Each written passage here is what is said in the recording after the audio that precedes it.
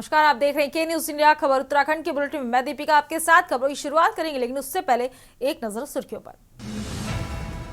HMPV virus को लेकर स्वास्थ्य महानिदेशालय की ओर से जारी आदेश के बाद हरकत में दून अस्पताल, बुलाई आपात बैठक। चारधाम शीतकालीन यात्रा पर उत्तराखंड आएंगे पीएम मोदी, सीएम धामी ने किया था आमंत्रित। मानवाधिकार आयोग पहुंचा, चीनी मांझे से मौत का मामला, प्रतिबंध के बावजूद खुलेआम हो रही है बिक्री। उत्तराखंड में 28 जनवरी से 14 फरवरी तक होगा 38वां राष्ट्रीय खेल कार्यक्रम, पीएम मोदी कर सकते हैं उद्घाटन में शिरकत। उत्तराखंड में जंगल में आग की बढ़ती घटनाओं पर प्रशासन सख्त, ड्रोन की मदद से आग की घटनाओं में आएगी कमी, पौड़ी गढ़वाल जिले के वन विभाग ने उठाया खास कदम। 10 दिन बाद खुला हल्द्वानी अल्मोड़ा हाईवे, क्वारब में यातायात शुरू, रात 9 से सुबह 6 बजे तक बंद रहेगी आवाजाही। आप देख रहे हैं के न्यूज, खबरों का सारथी। रुक करते हैं खबरों की ओर। खबर आपको देहरादून से बता रहे हैं, निकाय चुनाव के बाद धर्मस्व परिषद होगा गठन और संचालन का ड्राफ्ट तैयार होगा। धामी सरकार की मंजूरी के बाद लाया जाएगा यह प्रस्ताव। देहरादून से अहम खबर आपको बता रहे हैं, मंजूरी के बाद मंत्रिमंडल में लाया जाएगा प्रस्ताव। देहरादून से अहम खबर आपको बता रहे हैं, इस वक्त की मंजूरी के बाद मंत्रिमंडल में लाया जाएगा प्रस्ताव। निकाय चुनाव के बाद धर्मस्व परिषद का गठन होगा। गठन और संचालन का ड्राफ्ट तैयार किया जाएगा। धामी सरकार की मंजूरी के बाद लाया जाएगा यह प्रस्ताव। देहरादून से अहम खबर आपको बता रहे हैं, सबकी मंजूरी के बाद मंत्रिमंडल में लाया जाएगा प्रस्ताव। निकाय चुनाव के बाद धर्मस्व परिषद का गठन होगा।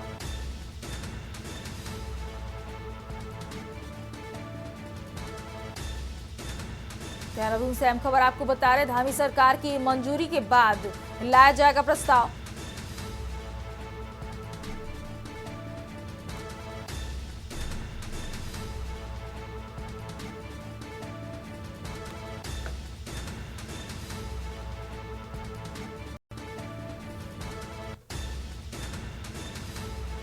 देहरादून से अहम खबर आपको बता रहे हैं, धामी सरकार की मंजूरी के बाद लाया जाएगा प्रस्ताव।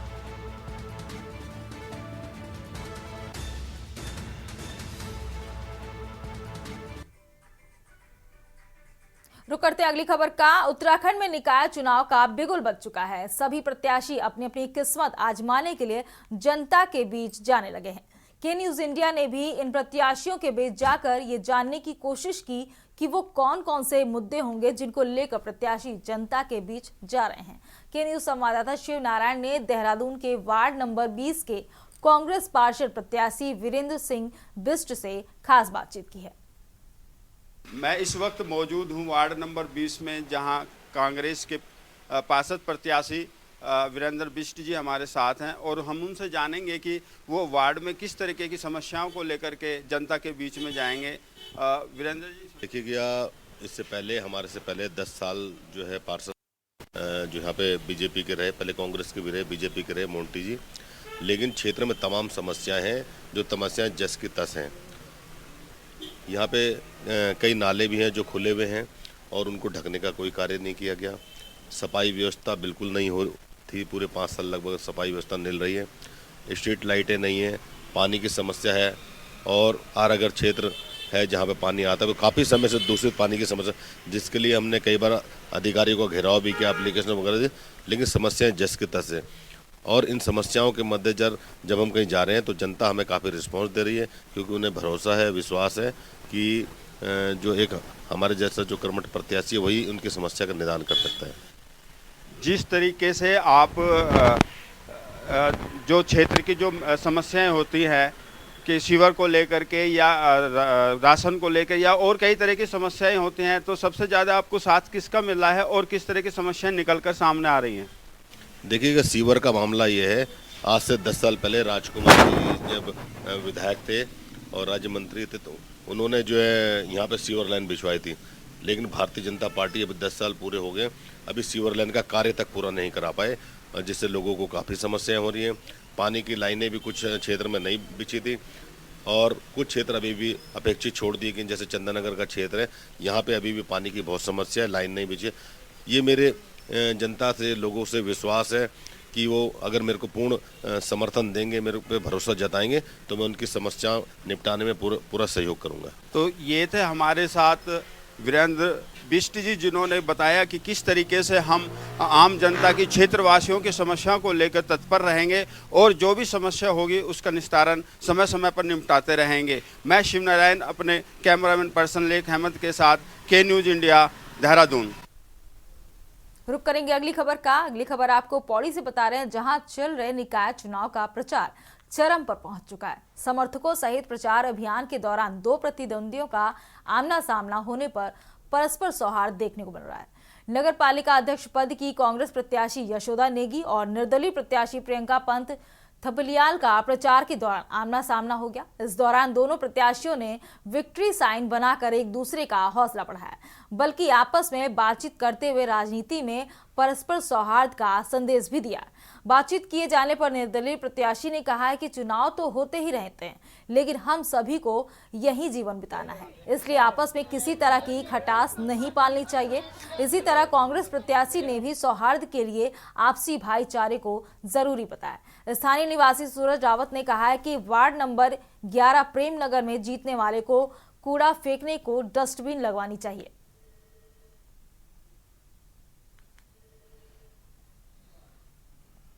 तो हम यहाँ पर खड़े हैं लक्ष्मी नारायण भगवान के स्थान पे। सबसे पहले लक्ष्मी नारायण भगवान को मैं प्रणाम करती हूँ। और हाँ, जहाँ तक प्रत्याशियों की बात है तो सभी प्रत्याशियों ने भ्रमण करना है, प्रचार प्रसार करना है, अपने अपने स्तर से प्रचार करना है।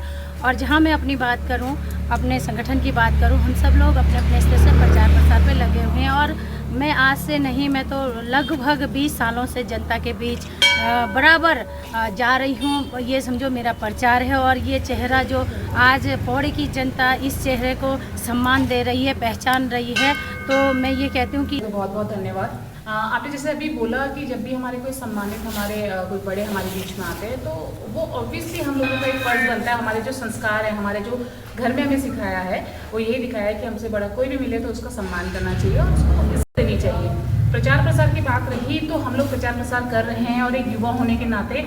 और अभी मैं कहीं गई थी तो वहाँ से मुझे एक बात आई कि हम तो वोट उसको, वो मुझे नहीं पहचानी, उन्होंने बोला हम तो वोट प्रियंका थपलियाल को देंगे जो सबसे कम उम्र की प्रत्याशी है। तो मुझे लगता है कि शायद सबसे कम उम्र होना मेरे लिए कहीं ना कहीं फ़ायदा भी है। कहीं ना कहीं कोई लोग ये बोलते बहुत छोटी है, ये कैसे करेगी। तो मैं आपके चैनल के माध्यम से ये जरूर बोलूँगी कि हम लोग जो काम कर रहे हैं, हम लोग प्रचार प्रसार भी कर रहे हैं और चुनाव में हम लोग जैसे कर रहे हैं वो बहुत अलग तरीके से चल रहा है हम लोगों को, और सब लोग बहुत जोश के साथ कर रहे हैं।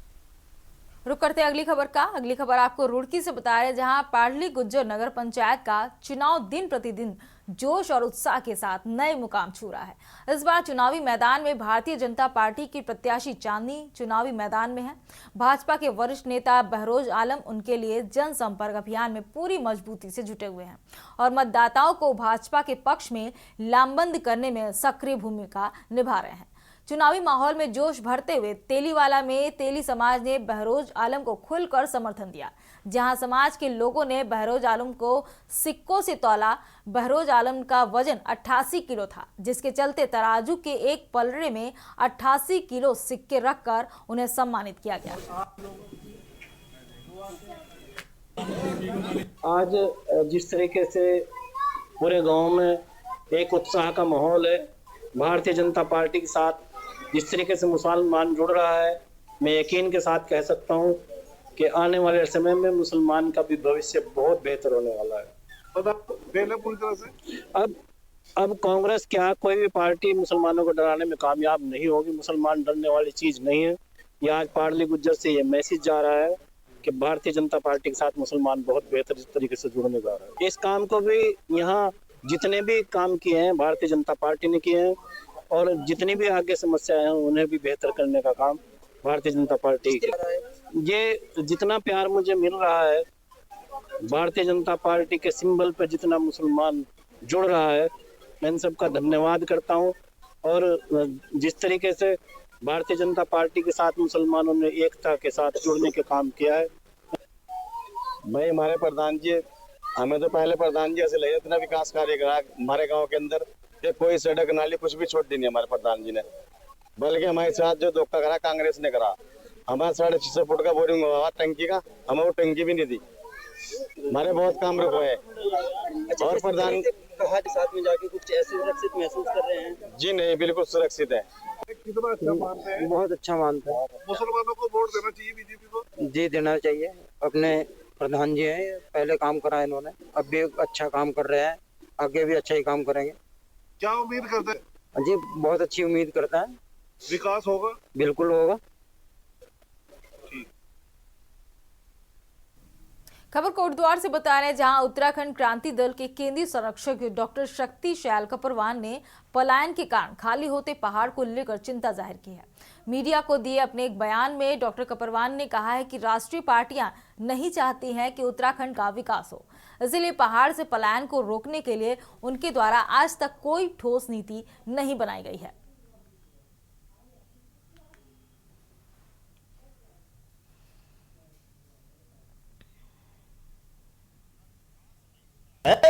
इसीलिए पलायन हो गया है पहाड़ से।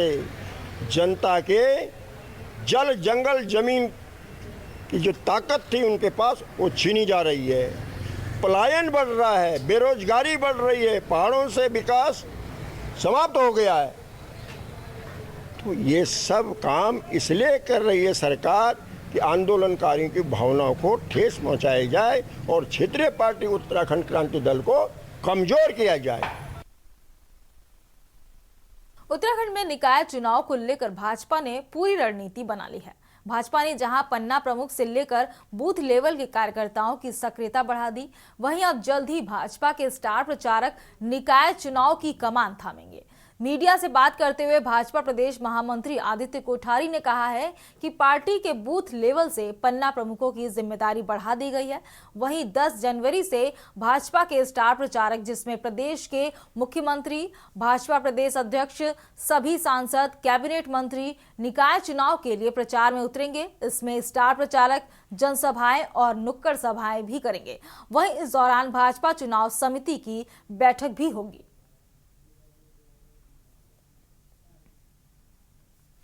Bharatiya Janata party booth level पर वर्किंग कर रही थी और बूथ कमेटी के साथ साथ में हमने पन्ना प्रमुख तक के संगठन को और स्ट्रेंथिंग की है, मजबूती प्रदान की उसको। और अब जैसे जैसे चुनाव आगे बढ़ता जा रहा है तो 10 तारीख के बाद हमने जो हमारे स्टार प्रचारक हैं, इसमें प्रदेश के माननीय मुख्यमंत्री जी हैं, माननीय प्रदेश अध्यक्ष जी हैं, हमारे सभी माननीय सांसदगण हैं, पूर्व मुख्यमंत्री हैं, इन सभी की हम कार्यक्रम तय कर रहे हैं। और इसमें जनसभाएं होंगी, नुक्कड़ सभाएं होंगी, हमारी चुनाव संचालन समिति की बैठकें होंगी, रोड शो के कार्यक्रम होंगे। इन सभी कार्यक्रमों को हम विस्तृत रूप से तैयार करके और 11 तारीख से ये कार्यक्रम फिर आयोजित होगा। प्रदेश को 38वें राष्ट्रीय खेलों की मेजबानी मिलने के बाद उनका प्रचार प्रसार तेजी से किया जा रहा है। आज बागेश्वर जनपद मुख्यालय में राष्ट्रीय खेलों की मशाल तेजस्विनी का स्वागत जिलाधिकारी आशीष भटगाई और पुलिस अधीक्षक चंद्रशेखर आर घोड़के ने किया। इस मौके पर तहसील परिसर से जिलाधिकारी ने विशाल रैली को हरी झंडी दिखाकर रवाना किया, जिसमें लोगों का भारी उत्साह देखने को मिला। रैली में देवभूमि बनेगी, खेल भूमि, संकल्प से शिखर तक जैसे नारों से पूरा बागेश्वर गूंज उठा। मशाल तेजस्विनी और शुभंकर मौली के साथ लोग सेल्फियां खींचते हुए रैली में शामिल हुए। इस रैली में स्थानीय लोग पारंपरिक परिधानों में भाग लेकर खेलों के प्रति अपनी प्रेरणा और उत्साह को दर्शाते हुए नजर आए। जिलाधिकारी ने कहा कि उत्तराखंड को 38वें राष्ट्रीय खेलों की मेजबानी मिलना गर्व का विषय है। इससे प्रदेश में खेलों का विकास होगा और हमारी प्रतिभाओं को उचित मंच मिलेगा।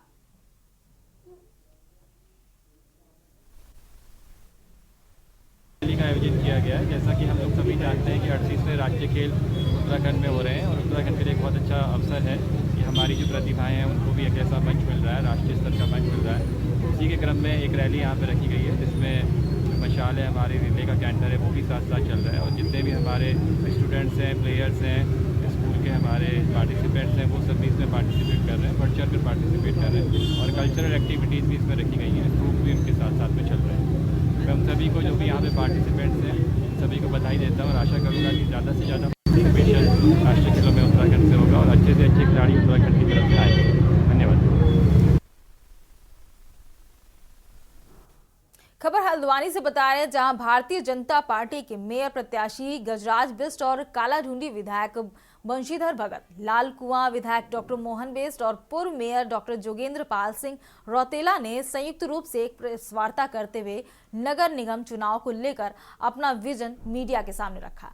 इस दौरान पूर्व मेयर ने बताया कि प्रधानमंत्री मोदी द्वारा दिए गए 2200 करोड़ रुपयों में से हल्द्वानी का समग्र विकास हुआ है। यदि भाजपा का ही मेयर बना तो यह विकास की गंगा आगे भी बढ़ाई जाएगी।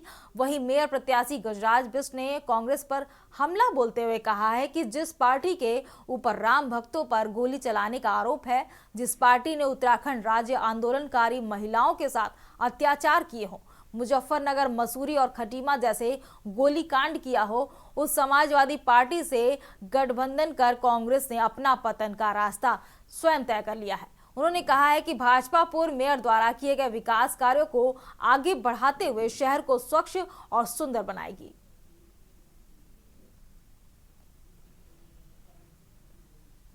नहीं, मैंने समाजवादी पार्टी में नहीं, कांग्रेस पर आरोप लगाया है। मेरा यह कहना है कि किसी का भी समर्थन लेने से हमें गुरेज नहीं है, लेकिन जिस समाजवादी पार्टी के शासन में राम भक्तों पर गोली चली हो, जिस समाजवादी पार्टी के शासन में हमारी माता बहनों के साथ बलात्कार किया हुआ, मुजफ्फरनगर जैसा कांड किया गया हो, जिस समाजवादी पार्टी के नेतृत्व में मसूरी गोली कांड किया हो जिसमें हमारे युवाओं की डेथ हुई, जिस समाजवादी पार्टी के नेतृत्व में खटीमा जैसा नरसंहार हुआ हो, ऐसी समाजवादी पार्टी का समर्थन लेना मैं समझता हूं कि कांग्रेस के लिए पतन का रास्ता उसके लिए खोल गया। और निश्चित रूप से जो लोग अपने बोर्ड में लिख रहे हैं कि राज्य आंदोलनकारी, उनका अगर जमीर जिंदा है और अपने को राज्य आंदोलनकारी मानते हैं तो उन्हें राज्य आंदोलनकारी जो लाइन है उसको हटा देना चाहिए। अच्छा गजराज जी, आपने देखिए, विकास एक सतत प्रक्रिया है। विकास के मायने समय समय पर बदलते रहते हैं। वर्तमान में अगर हम गैस पाइपलाइन लेइंग से लेकर एसटीपी निर्माण से लेकर सिटी फॉरेस्ट से लेकर बैणी सेना से लेकर डोर टू डोर कलेक्शन की अगर हम बात करें, पार्कों का निर्माण की बात करें, शौचालयों के निर्माण की बात करें, अन्य विभिन्न योजनाएं, आय सृजन, नगर निगम की आय सृजन के लिए पेट्रोल पंप की स्थापना की बात करें और माननीय प्रधानमंत्री जी मोदी जी द्वारा 2000 करोड़ रुपये के नियोजन की बात करें, तो मैं समझता हूँ एक संपूर्णता की तरफ तो हम बढ़ लें, लेकिन कभी कोई चीज़ विकास कभी संपूर्णता की तरफ नहीं बढ़ता। विकास के मायने होते हैं वो सतत एक प्रक्रिया है। आने वाले समय में केंद्रीय योजनाएं अब आम जन सुविधाओं के लिए विभिन्न प्रकार की आती हैं, उनके क्रियान्वयन का कार्य वो करेंगे और वो दक्ष हैं और वो करेंगे।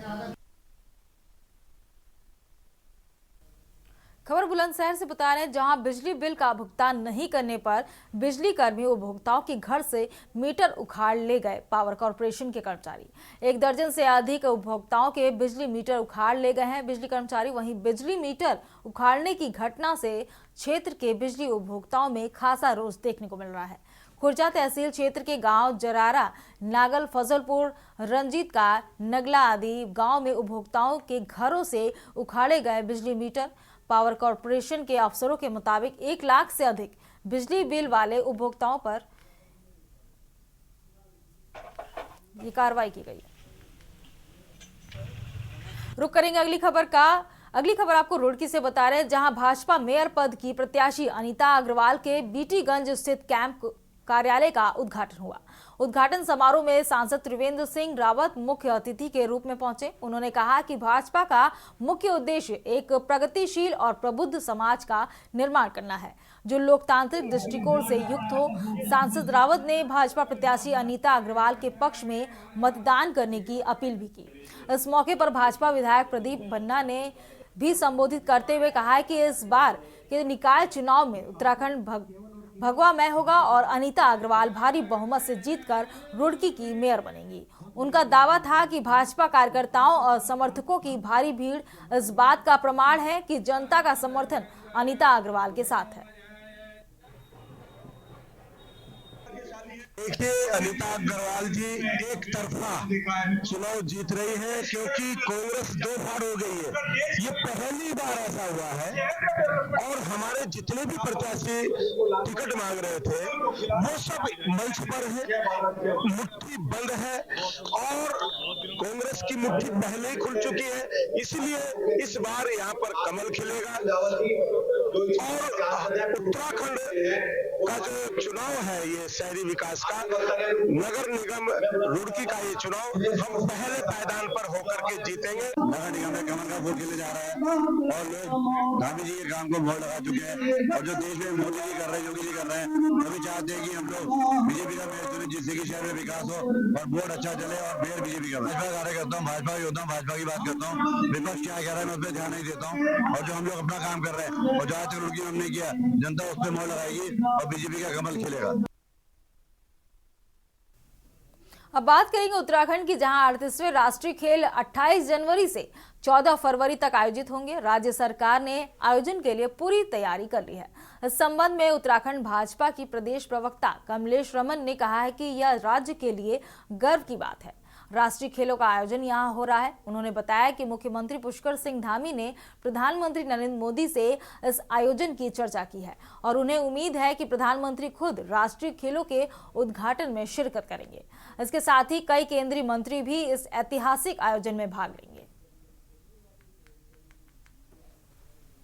देखिए, दिल्ली से लेकर और उत्तराखंड तक शिक्षा पर जोर दिया जा रहा है और माननीय पुष्कर सिंह धामी जी का सपना है कि प्रत्येक वर्ग के बच्चों को समान रूप से शिक्षा मिले और इसी को लेकर के जो मदरसों के ऊपर जो जांच चल रही है, जो अवैध तरीके से चल रहे थे, मुझे लगता है कि बहुत ही ऐतिहासिक निर्णय है और क्योंकि सभी को शिक्षा का पूरा अधिकार है और सभी भाषाओं का ज्ञान होना हमारे सभी जितने यहाँ के हमारे बच्चे हैं उनको होना चाहिए। और उत्तराखंड की तो धर्मस्थली शिक्षा के नाम से जानी जाती है, यहाँ से देश विदेश से लोग शिक्षा प्राप्त करने के लिए आते हैं। तो मुझे लगता है कि पुष्कर सिंह धामी जी ने जो जांच के आदेश दिया, ऐसे अवैध निर्माण जो मदरसों के हो रखे हैं उनकी जांच होनी ही चाहिए। बात अब करेंगे रुड़की की, जहां पाडली गुर्जर नगर पंचायत में भाजपा प्रत्याशी चांदनी ने चुनावी मुकाबले को दिलचस्प बना दिया है, जिससे मुस्लिम समाज में भी भाजपा के प्रति रुझान बढ़ता हुआ नजर आ रहा है। चुनाव कार्यालय के उद्घाटन अवसर पर राज्यसभा सांसद नरेश बंसल और वक्फ बोर्ड अध्यक्ष शादाब शम्स ने भाजपा प्रत्याशी चांदनी के पक्ष में समर्थन जताया। नरेश बंसल ने कहा है कि भाजपा कार्यालय के उद्घाटन से पाडली गुर्जर नगर पंचायत पहली बार चुनाव जीतने का इतिहास रचेगी, जिससे क्षेत्र में भाजपा की गतिविधियां और बढ़ेंगी। उन्होंने भाजपा की नीतियों की सराहना करते हुए कहा कि क्षेत्र में जीत सुनिश्चित करने के लिए कार्यकर्ताओं से एकजुट होकर काम करने की अपील की। वहीं शादाब शम्स ने भाजपा से मुस्लिम समाज के डर को खत्म करने का संदेश दिया और कहा कि भाजपा ने मुस्लिम उम्मीदवारों को चुनाव मैदान में उतारकर यह साबित किया है कि वह किसी भी समुदाय में भेदभाव नहीं करती है। उन्होंने कहा कि मुस्लिम समाज से भाजपा के पक्ष में मतदान करने की अपील की।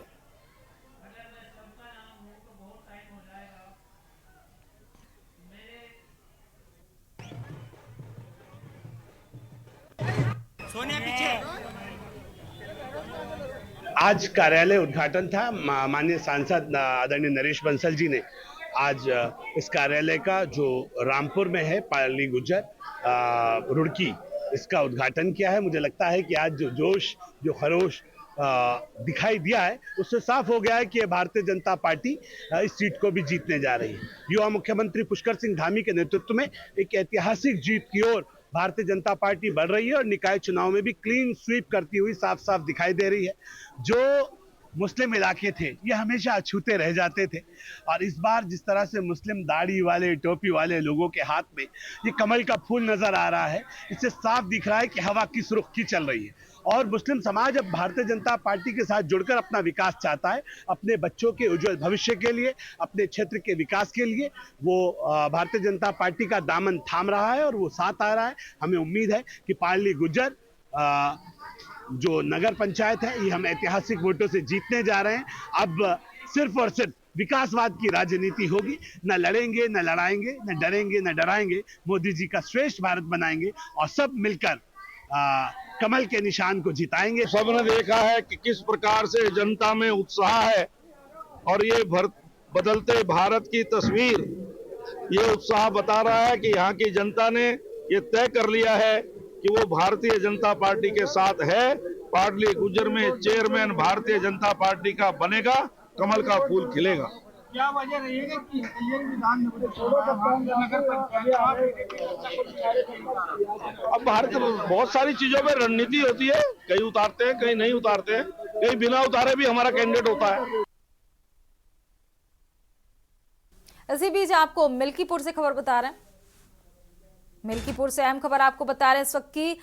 मिल्कीपुर उपचुनाव से जुड़ी बड़ी खबर आपको बता रहे हैं इस वक्त की। मिल्कीपुर उपचुनाव में उम्मीदवार नहीं उतारेगी कांग्रेस। मिल्कीपुर से अहम खबर आपको बता रहे हैं। कांग्रेस प्रदेश अध्यक्ष अजय राय का ऐलान सामने आ रहा है। कांग्रेस नहीं उतारेगी अपना कोई प्रत्याशी। 2027 के विधानसभा चुनाव में मजबूती के साथ उतरेंगे कांग्रेस की तरफ से ऐलान। मिल्कीपुर उपचुनाव से जुड़ी बड़ी खबर आपको बता रहे हैं इस वक्त की। मिल्कीपुर उपचुनाव में उम्मीदवार नहीं उतारेगी कांग्रेस। कांग्रेस प्रदेश अध्यक्ष अजय राय का बड़ा बयान सामने आ रहा है इस वक्त।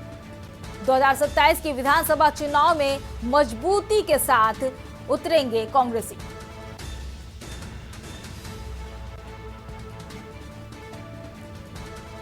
मिल्कीपुर से बड़ी खबर आपको बता रहे हैं। मिल्कीपुर उपचुनाव में कांग्रेस उम्मीदवार नहीं उतारेगी। कांग्रेस प्रदेश अध्यक्ष अजय राय का बड़ा बयान सामने आ रहा है। उन्होंने कहा है 2027 के विधानसभा चुनाव में मजबूती के साथ कांग्रेस उतरेगी।